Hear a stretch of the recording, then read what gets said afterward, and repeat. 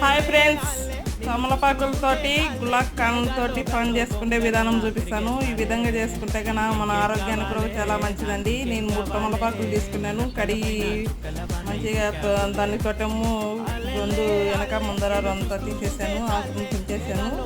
చేసిన తర్వాత నేను పతంజలి షాప్లో గులాబ్ కాండ్ అని తెచ్చుకున్నాను. బాటిల్ బాగుంటుందండి. ఈ విధంగా చేసుకుంటేనా ఒక మిరియం గింజ వేసుకున్నాను. ఫస్ట్ మిరియాలు ఒక్కొక్కటి వేసుకొని, లవంగాలు ఒక్కొక్కటి పెట్టుకొని, గులాబ్ అనేది ఒక్కొక్క స్పూన్ వేసుకున్నానండి.